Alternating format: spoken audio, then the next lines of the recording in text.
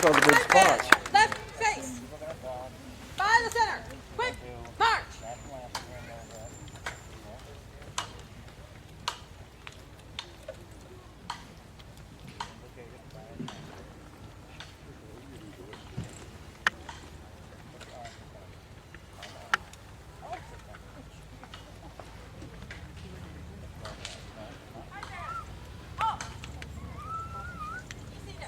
Good morning. Welcome to the Eagle Point National Cemetery. I believe we have a flyover coming right now.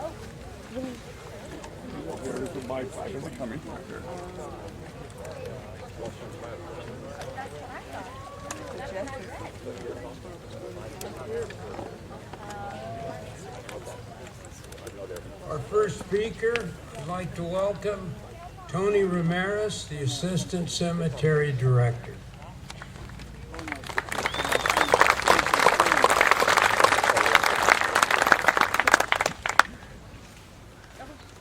Good morning, everyone. Thank you, Bob, for the introduction.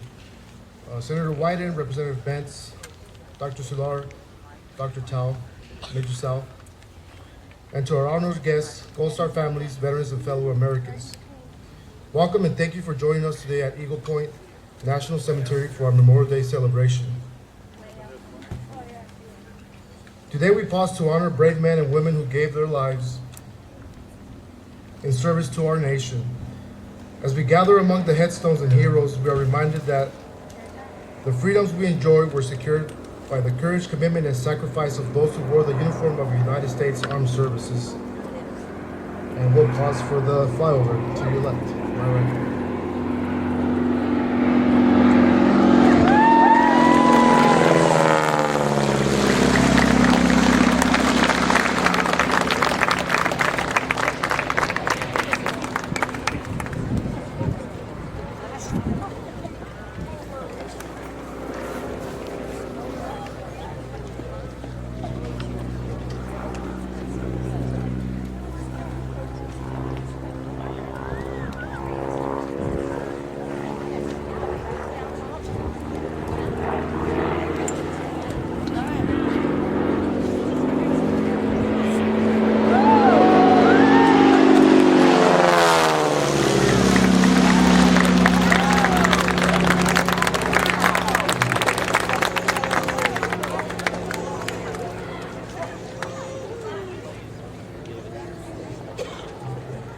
How awesome was that? All right.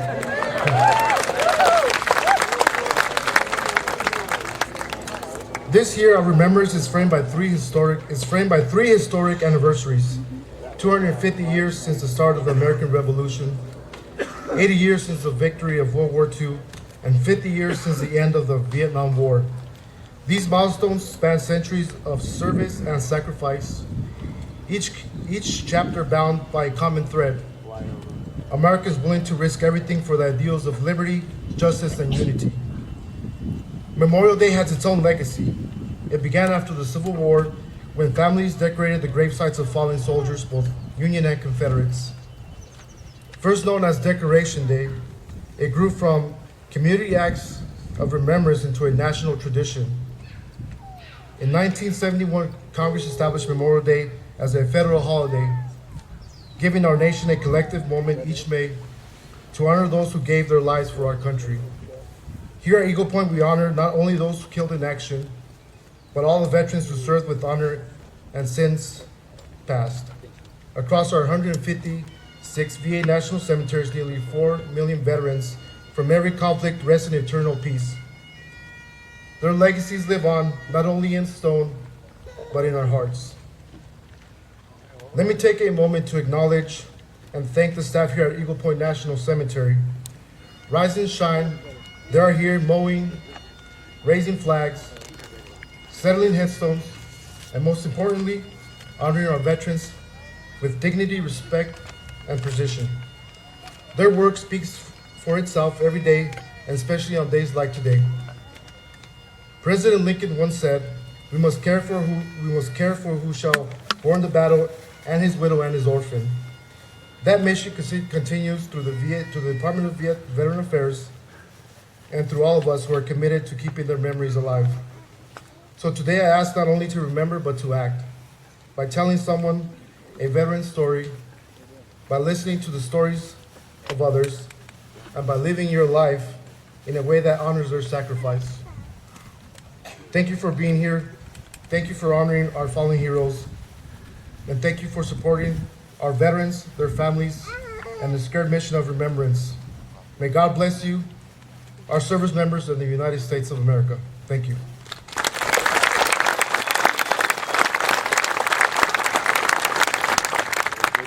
Thank you, Tony. Would you please stand for the colors and please remain standing for the national anthem, Pledge of Allegiance, and invocation. Marines, post the colors.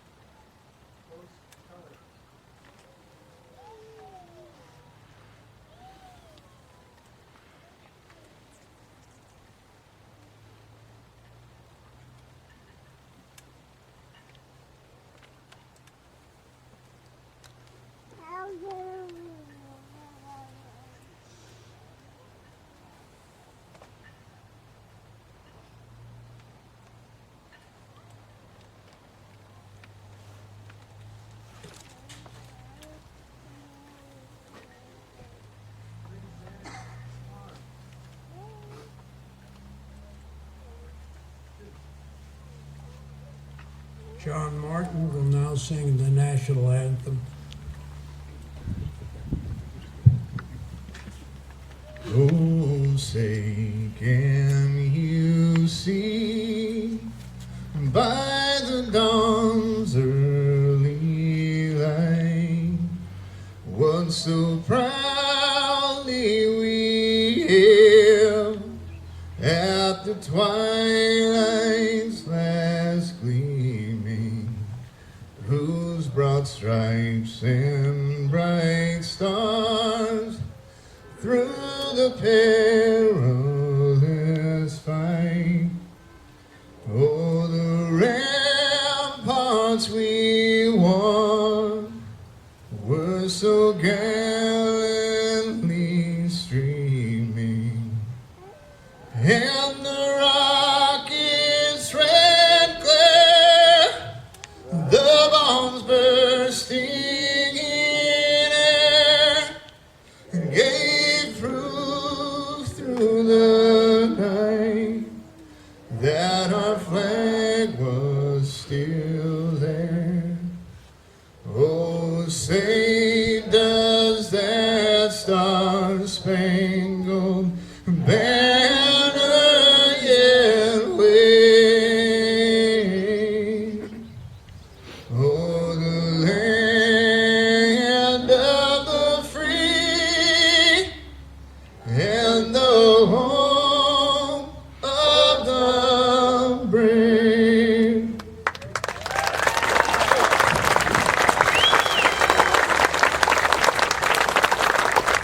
Our invocation will be by Chaplain Phillips.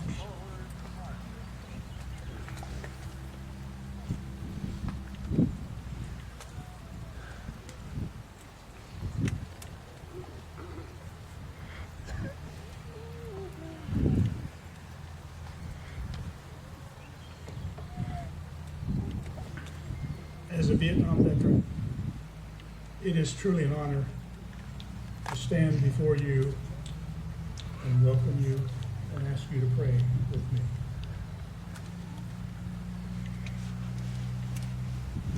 Father God, we come to you,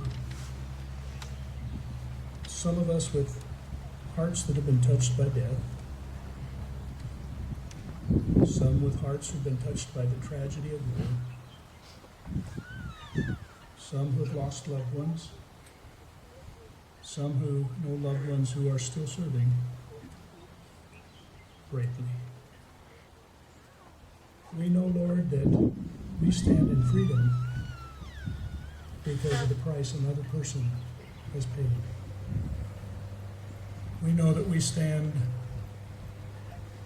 without fear because of the price others are still paying. And so we recognize and honor them, and we recognize and honor the gift they have given us. Amen.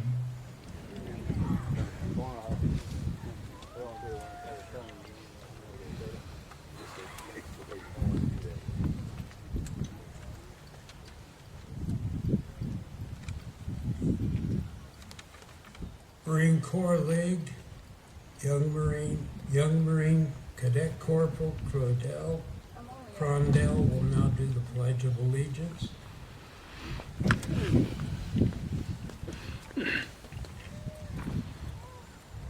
I pledge allegiance to the flag of the United States of America and to the republic for which it stands, one nation, under God, indivisible, with liberty and justice for all.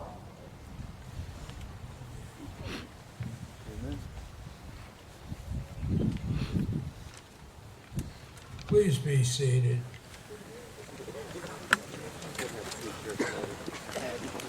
I'd like to recognize the wreaths and the unit flags that are in front.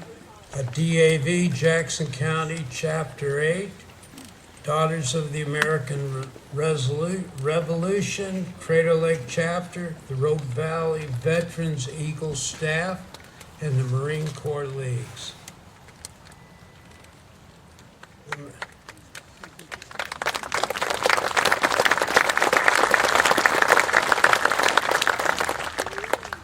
The bagpipe selection you're about to hear is from another place far away, another time long ago. On September 9th, 1513, an army of 30,000 Scots, led by King James IV, met King Henry VIII's army at Flodden Field in Northumberland, England, near the modern-day Scottish border. James and 10,000 of his men were slaughtered, which resulted in the English subjugation of the Scots for centuries to come. Sometime within the next 12 years, a lament was composed to memorize the fallen at Flodden Field.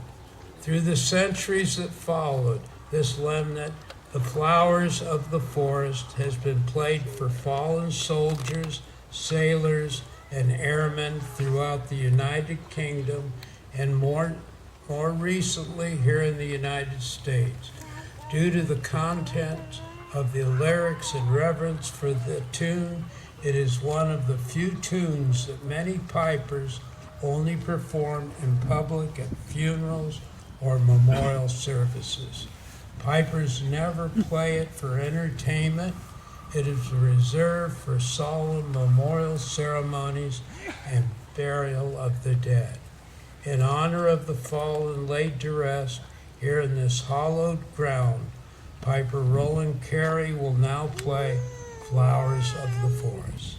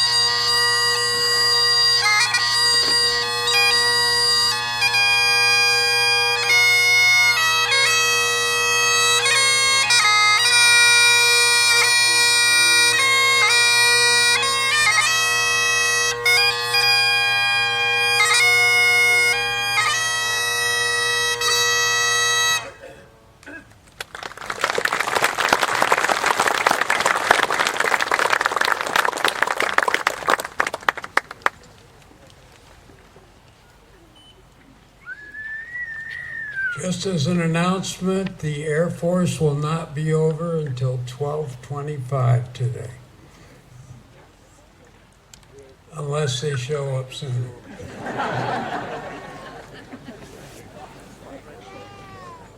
Our first speaker will be our senior United States Senator, Ron Wyden, who has been speaking out here for probably 17 years. I'd like to introduce Senator Wyden.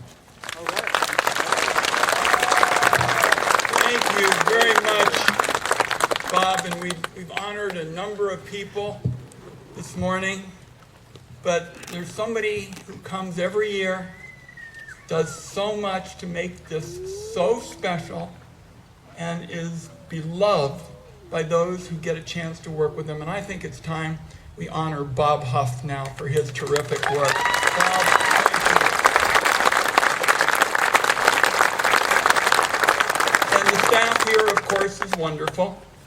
And we want to tell them and the volunteers how much we appreciate them. And we also appreciate our mayor, Kathy Sell.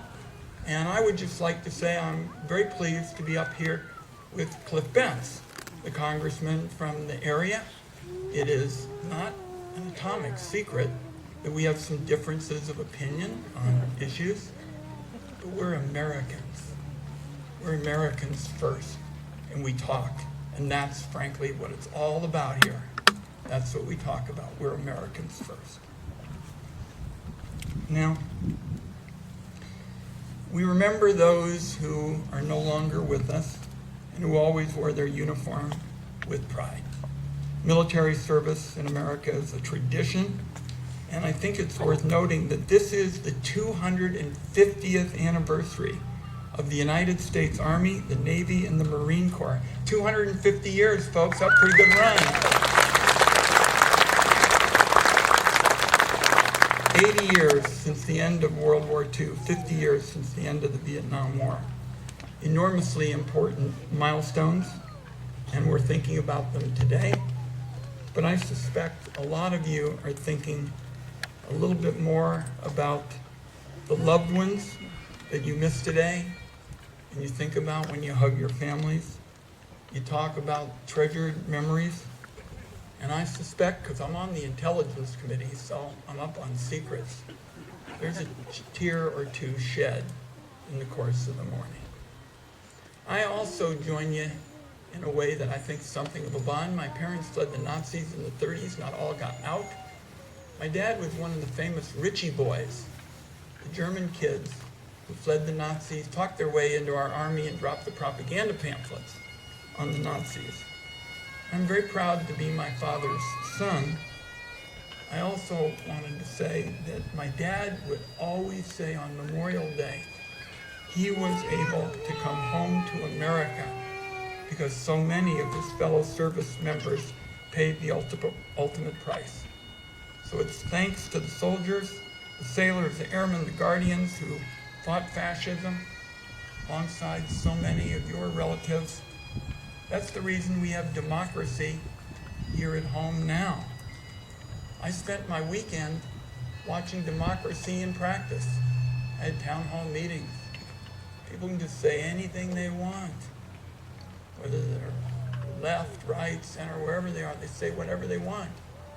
And I thought when I walked out, because I remembered I was going to talk to you all today, in much of the world, they don't have meetings like that, folks.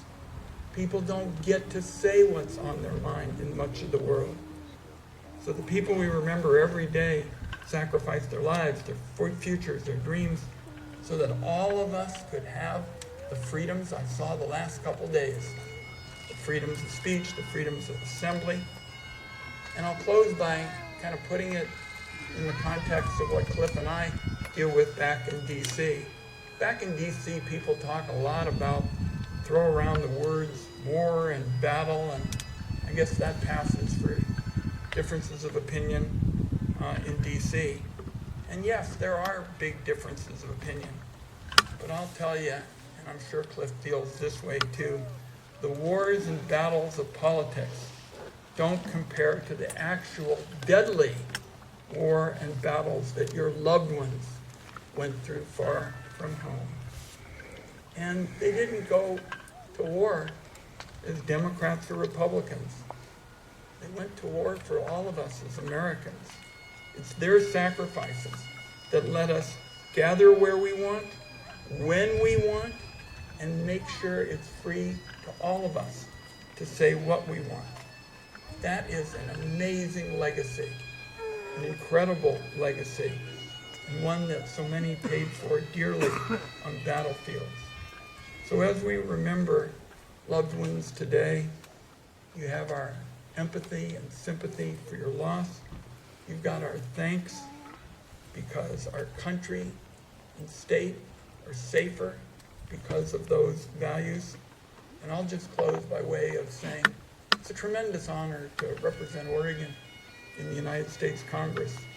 But there is no bigger honor, none, than representing our service members and our Gold Star families in the United States Senate. And I think about that every day.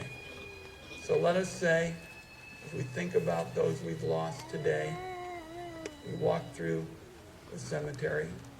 I had a chance to do that already. We're always, always, always going to remember the sacrifices of our loved ones, that they're never forgotten. And every day, Cliff and I have the opportunity in Washington to champion the needs of our service members, veterans, families, and supporters. And we will do it not because it's about politics, but because we're Americans. God bless.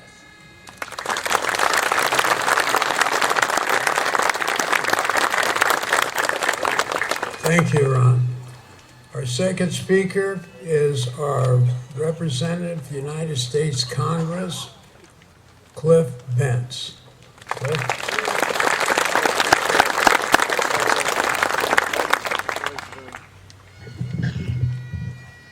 Thank you, Bob, and thank you, Senator Wyden, for those kind remarks. Thanks, everyone, for putting this wonderful event together. Unlike the Senator, this is my 5th year of being here, but I'm very happy to join you. Today, we celebrate and remember those Americans who answered the call to serve our country. With that in mind, I share this story. The time was 1965. The place was a muddy, vine, brush-soaked trail in the Mekong Delta in Vietnam. The men were 12 Green Berets. One of those 12 was Wayne Carney, a farm kid from Burley, Idaho. It was Wayne's turn to take the lead in moving his team through the jungle. As they made their way down the trail, a North Vietnamese soldier hiding along it leapt up, thrust his bayonet deep into Wayne's stomach, and at the same time pulled the trigger on his rifle, to which the bayonet was attached, shooting Wayne front to back. As Wayne fell, he shot his attacker, killing him. As the battle continued, one of Wayne's team wrapped him in an army jacket, both to slow the bleeding and hold him together, and helped him to get to a clearing some half-mile away. He was lifted into a medevac helicopter, flown to a field hospital, where he was stabilized and his life was saved. Some years later, Wayne, then 27 years old, responded to a help wanted ad and ended up working on my parents' cattle ranch located in a remote part of eastern Oregon. Over the 3 years he spent with us on that ranch, working cattle, building fence, stacking hay, Wayne shared with my family the events of that day in the jungle and some of the many other risks he'd taken while serving our country. We would ask him, Wayne, why did you choose to join the military? His answer was extremely simple. It was that he thought everyone, even someone from little Burley, Idaho, his hometown, had a duty to serve their country. And it wasn't just Wayne who served and who shared their experiences. My granddad served in World War I. My dad served on an aircraft carrier in the South Pacific in World War II. My father-in-law, a doctor in the Navy, served in the South Pacific and entered the city of Hiroshima just weeks after the atomic bomb had dropped. One of my school classmates was killed by a mortar round in Vietnam. And one of my very good friends from high school is slowly dying from exposure to Agent Orange sustained while serving in the Army. Like Wayne, they each served because they believed their country came just after God, but before anything else. Each believed that the privilege of being an American came with certain obligations, the most important obligation being service to country. They certainly did not do what they did for recognition or praise or glory. But regardless of their selflessness, we gather here today to honor them. But I know if I was to ask Wayne about what we are doing here today, he would say, fine. I guess it's okay to honor we who serve, but just what is it that you are doing to protect this country I fought and almost died for? Abraham Lincoln spoke to this higher obligation created by our soldiers' sacrifice in the Gettysburg Address. He spoke in light of 23,000 casualties sustained by the Union at Gettysburg and the 620,000 Union and Confederate soldiers already dead. He was saying that the work which these Americans had so nobly advanced was unfinished, and that if they were not to have died in vain, we need to take inspiration from their sacrifice and continue fighting to protect this nation and the freedom for which those tens of thousands of dead have given their lives. This obligation of ours to protect our nation, this duty of ours to those who have given so much, including Wayne, is clear. So what can we do, those of us not in the military, to hold this country together when so many would tear it apart? Let's start by recognizing how incredibly fortunate we are to be part of this amazing, amazing country. And while I'm suggesting that we remember how lucky we are to be Americans, please recognize the insidious conviction that somehow America owes us something, that we have a right to free stuff and our country must provide it regardless of cost and regardless of true entitlement. This I'm owed something mentality will sink this country. If we're to survive, it will be because we as a people have come to realize, as have each of our veterans, that truly serving our country actually means giving, not taking. It actually means working. It means less free stuff. I know we can attack this mountain of debt we've created and eventually bring our nation back, but it's going to take all of us to do it. This is why this day of remembrance is so very, very important. The men and women who we remember today gave their last full measure of devotion for this country, sacrificing for the greater good. It's now our turn to take up their burden. Let us pray to God that each of us has the courage to step up and assure that our veterans' lives were not given in vain. Thanks to all of you, and God bless America.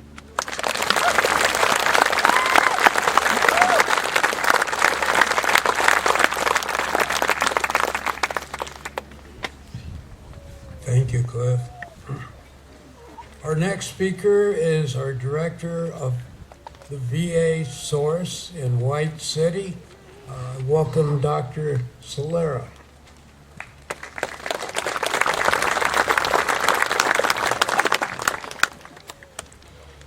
On this beautiful morning, we are blessed to honor the brave men and women who have made the ultimate sacrifice in service to our country. Memorial Day is a time to reflect on the courage, dedication, and selflessness of those who have given their lives for our freedom. We owe our deepest gratitude to each hero and their families. Their sacrifices have secured the liberties we cherish and the future we strive to build. Let us also remember those who continue to serve and support them in each way that we can. As we spend time this day with family and friends, let's remember the true meaning of Memorial Day. Let us honor those who have fallen and pledge to uphold and fight for the values they fought to protect. Thank you.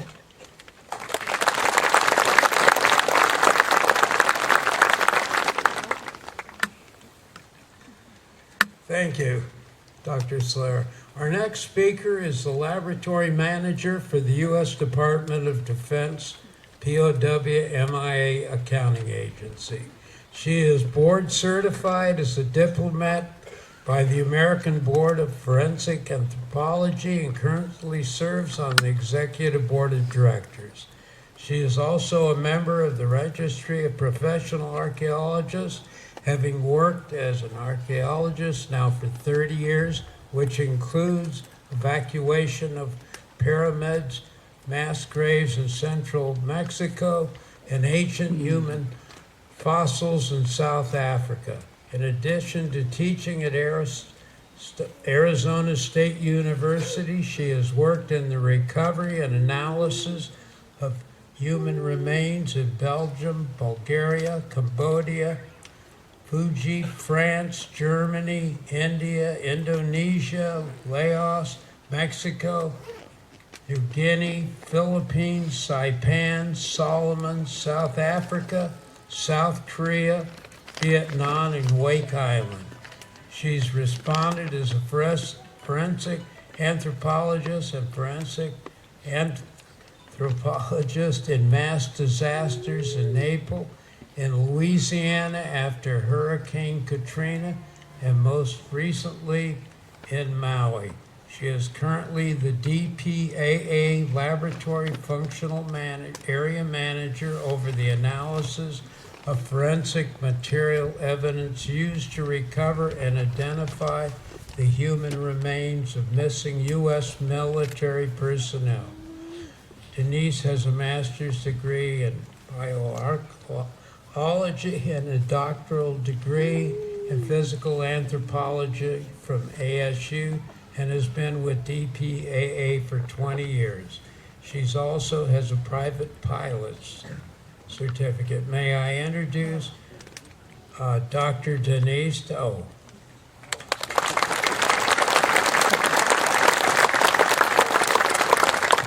Good morning. Thank you. Wow, I didn't expect all of that. Good morning, everybody. Good morning, Senator Wyden. Good morning, Congressman Bentz. Special good morning to the ground staff and the crew that work at this cemetery. This cemetery is gorgeous.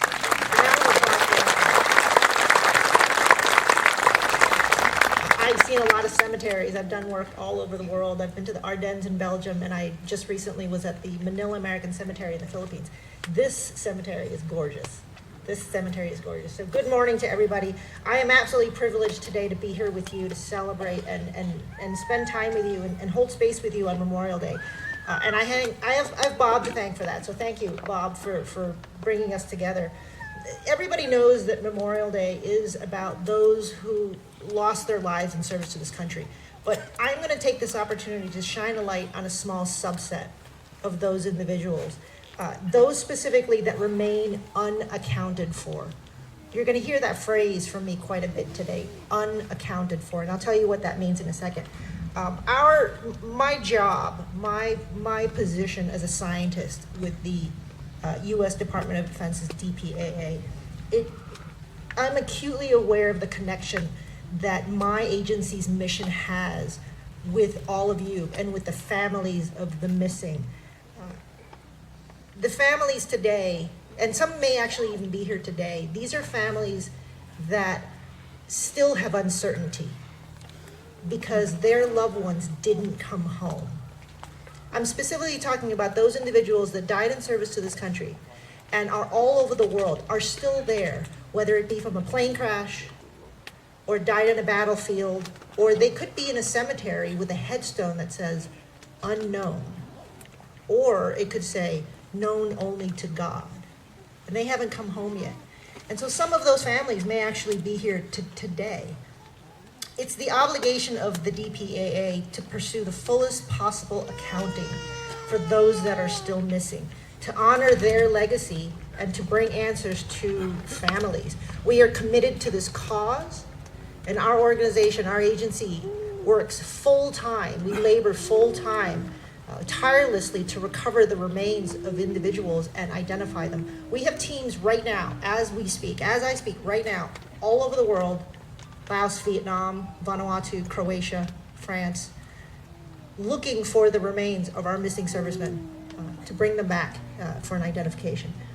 It's a daunting task, but we do it with unwavering resolve. Now, a lot of progress has been made, but there is a lot of work that's still left to be done. There are approximately 81,000 individuals since World War II that have still not come home, that are still unaccounted for.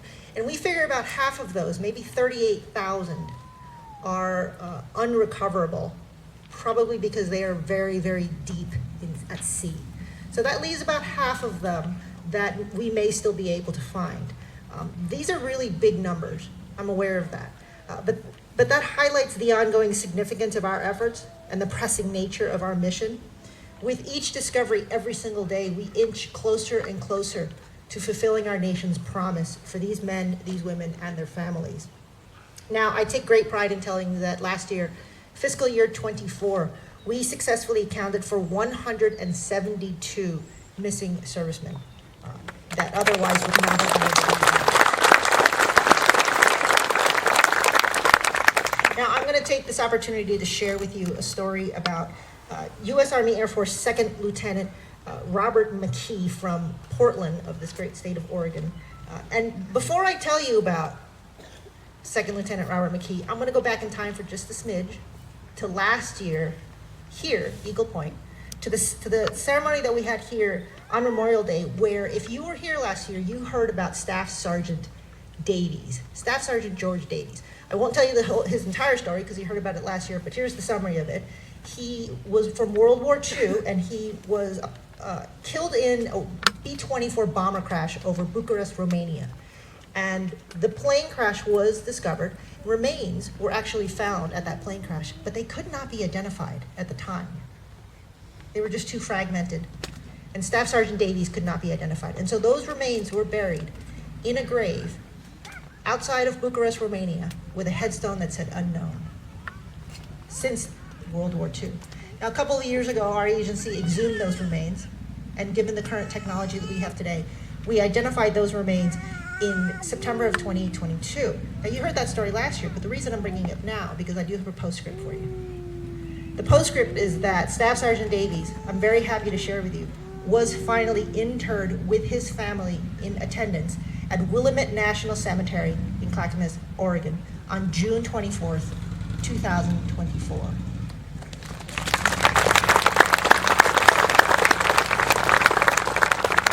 I want you to remember that date for a second. I'll get back to it in 2 minutes. June 24th, 2024. All right, back to Second Lieutenant Robert McKee. From Portland, Oregon, this is 1944. This is World War II. And that year, Second Lieutenant McKee was assigned to the 2nd Air Division, 8th Air Force, and he, on April the 8th, was 27 years old, and he was the co-pilot of a B-24 Liberator. That's a really big, heavy bomber, and it was nicknamed the Little Joe. And they were on a bombing mission over Brunswick, Germany, and his aircraft was shot down. 200 aircraft were involved in that engagement that day. 31 U.S. aircraft did not come home. And airmen that were flying other aircraft in formation with Little Joe reported they saw Little Joe get hit, they saw no parachutes coming out of that aircraft, and they believed it crashed somewhere over Salzwedel, Germany. Shortly after, Allied forces looked for that plane crash, could not find it. Could not find that plane crash, and it was believed that all 10 individuals were killed in that crash, and therefore they became unaccounted for. Their bodies did not come home. So the search to find them began shortly after the war, 1946, with the American Graves Registration Command, who began this campaign to go all over Europe to bring back the remains of those who were still unaccounted for. And they had a lot of really good success. But they could not find any evidence, and they could not find the plane crash of Little Joe. And the case went cold. Now flash forward decades. Flash forward to the Korean War, flash forward to the Vietnam War, flash forward to the present day. Flash forward to the accounting community and our efforts of the DPA, and flash forward to 2015.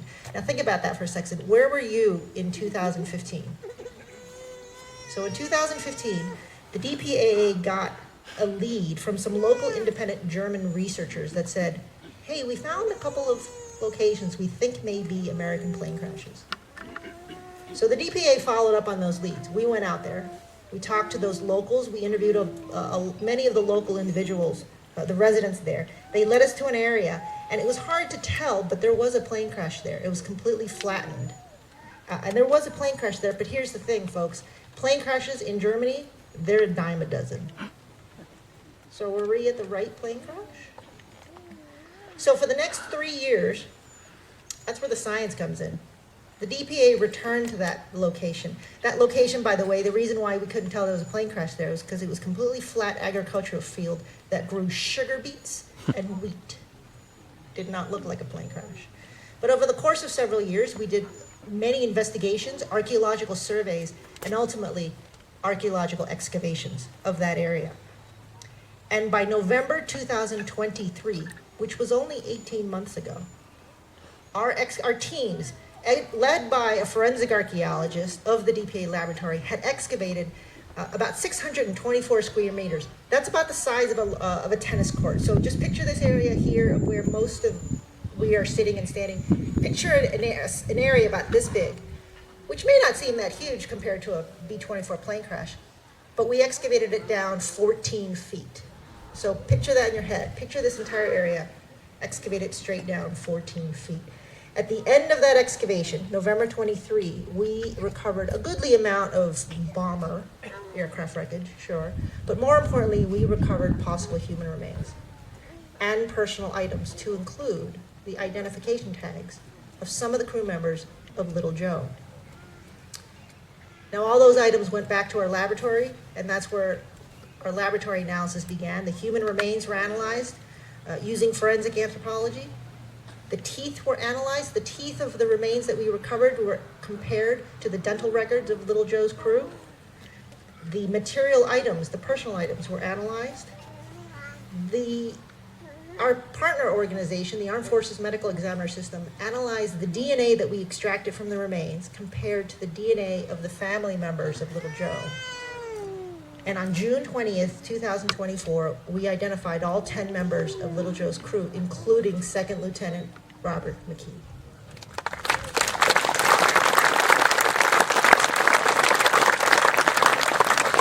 Think about that for a second. June 20th, 2024, almost exactly to the same day that Staff Sergeant Davies was interred in Clackamas, Oregon. Second Lieutenant McKee's name is interred in the walls of the Missing in the Netherlands, in Margraten, Netherlands, along with the Little Joe crew and other members of other crews from World War II that are still unaccounted for. A rosette will be placed next to his name at that cemetery in Netherlands, now that he's accounted for. And following his family's wishes, Second Lieutenant McKee will be buried in Boulder City, Nevada, sometime in the future. It is okay if you are getting goosebumps right now. It is okay. So I share you these stories of Second Lieutenant McKee and Staff Sergeant Davies, but I do so that we can turn to the future. There are still a lot of folks that are still missing, that are still unaccounted for. I look forward to next year where I can tell you that we've identified more of them. And I extend my deepest gratitude to our partners. We can't do this without them. The Armed Forces Medical Examiner System, the Service Casualty Officers, the Combatant Commands, the American Battle Monuments Commission, the Department of Veteran Affairs, the military service organizations, the veteran service organizations. We can't do this without your unwavering support. I especially extend a thank you to the Veteran Affairs National Cemetery Administration for the tireless efforts for ensuring that when we honor these individuals, we do so with respect and dignity. So in closing, as a member of the DPA, I'm often asked, are we doing a ceremony for Memorial Day? Are we doing anything special? And my answer is usually, no, it's a federal holiday. We don't have anything special planned. We prefer to do these engagements. And sometimes people are surprised with the fact that we don't have anything planned on Memorial Day. But I have to remind people that at the DPAA, every day of the year is Memorial Day. Tomorrow, Tuesday, when I go back to work, it's Memorial Day. Next week, it's Memorial Day. September 15th, first day of spring, Valentine's Day. It doesn't matter. At the DPAA, it's Memorial Day. My deepest gratitude for those who currently serve and have served in defense of our freedoms and our Constitution. And may we never forget the sacrifices that were made in the past so that we can strive to honor them through our actions in the present and in the future. I thank you very much for the privilege of your time today. Thank you so much.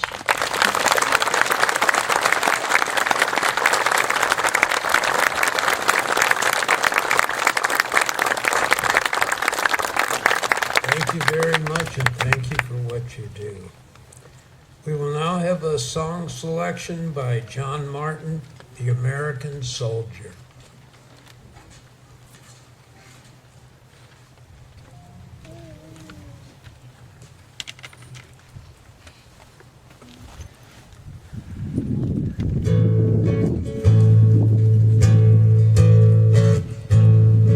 I'm just trying to be a father, raise a daughter and a son, be a loving to their mother, everything to everyone.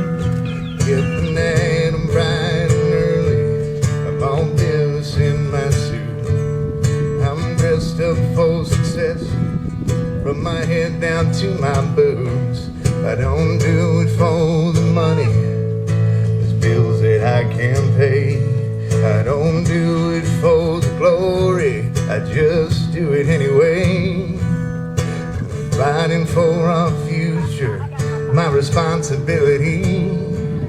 Yeah, I'm real good under pressure, being all that I can be. I can't call in sick on Monday when the weekend's been too strong.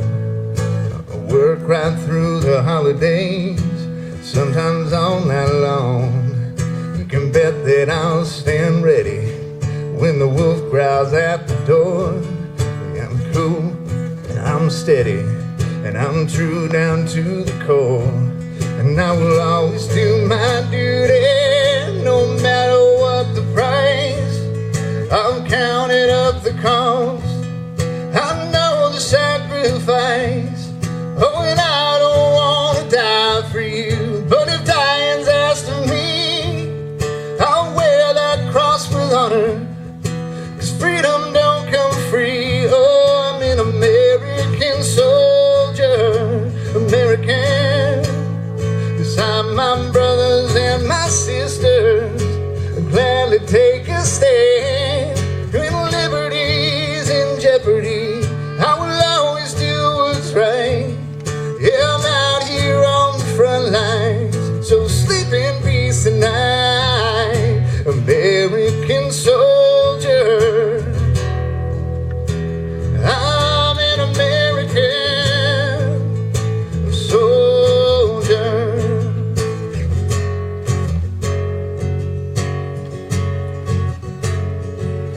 An American, I'm an American soldier, I'm American. Beside my brothers and my sisters, I'll proudly take a stand. When liberty's in jeopardy, I will always do what's right. Yeah, I'm out here on the front line, so sleep in peace tonight. American soldier, I'm an American soldier.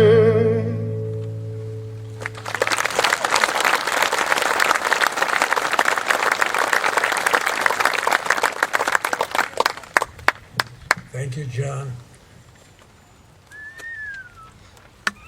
Please stand for military honors.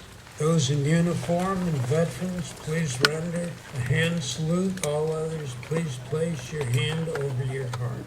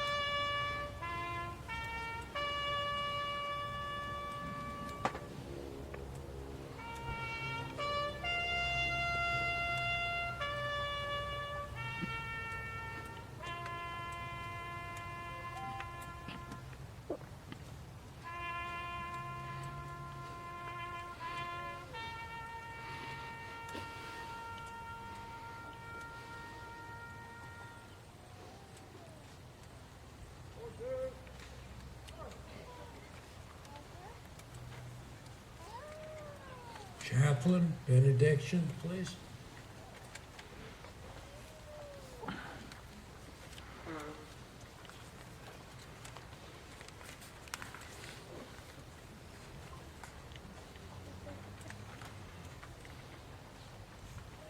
Before I pray, I'd like to know if there are any of those incredible men and women from World War II still among us.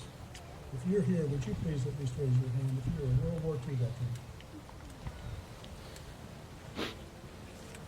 If you're a Korean war veteran, would you raise your hand?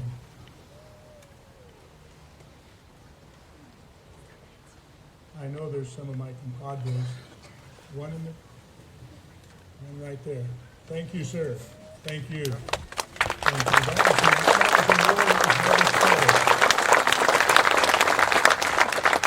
very. I know there are some of my brothers and sisters who would raise their hand about Vietnam. Would you raise your hand if you were a Vietnam veteran?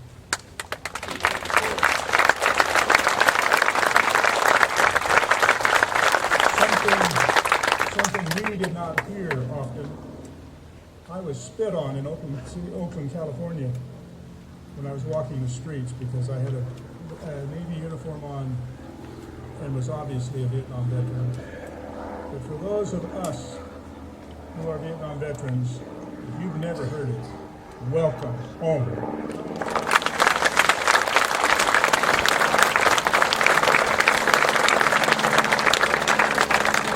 Veteran of any of the Middle Eastern Conference, would you raise your hand? A veteran of any of the Middle Eastern Conference. Thank you. Thank you. And then those unheard of, unrecognized National Guardsmen who don't have the benefits that many of us enjoy. If you're a National Guard veteran, would you raise your hand, please?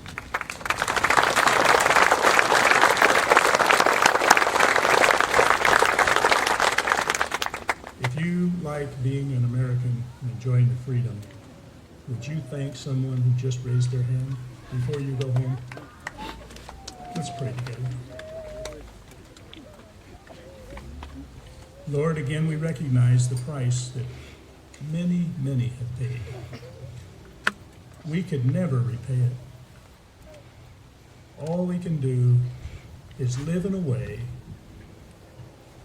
that shows that we want to earn their respect posthumously, that we want to thank them for what they gave us, and that if necessary and we're able, we're willing to stand again and defend the rights of those who are around us. This is a great country, God. It is a gift from you, and a gift from those whose lives are marked in this garden of stones, headstones. It's their gift to us. May we be worthy of it. Amen.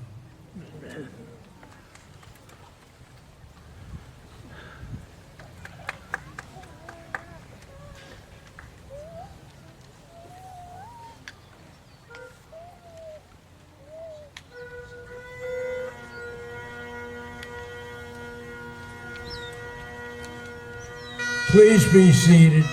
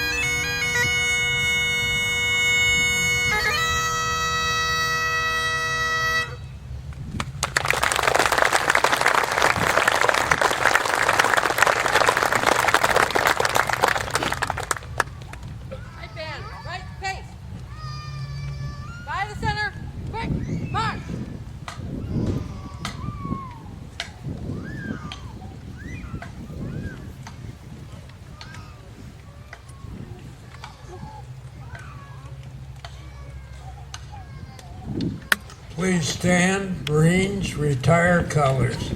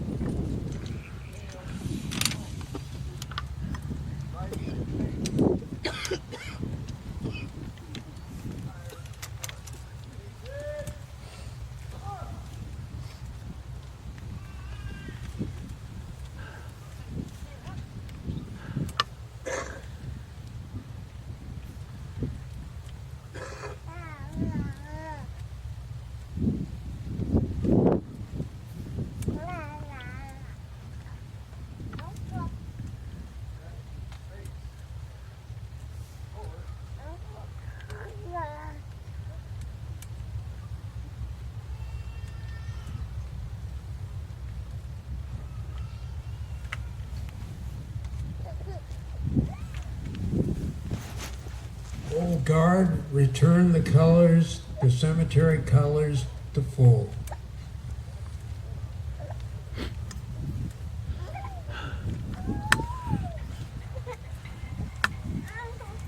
If you turn, the colors are being returned to full staff.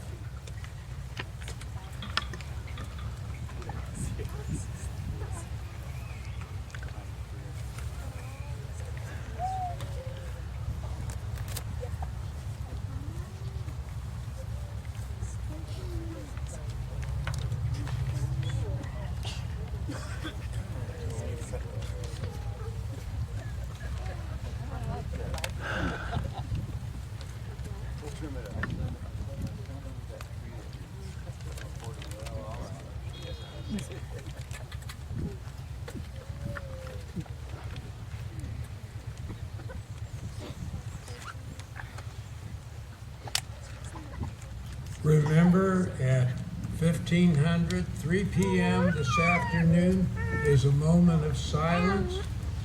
I want to thank the Old Guard Riders, our guest speakers, the Eagle Point National Cemetery staff, the Marine Corps League, the Scottish Bagpipe Band, all the youth groups, the Young Marines, the Sea Cadets for making this event possible. This concludes the ceremony. Thank you very much.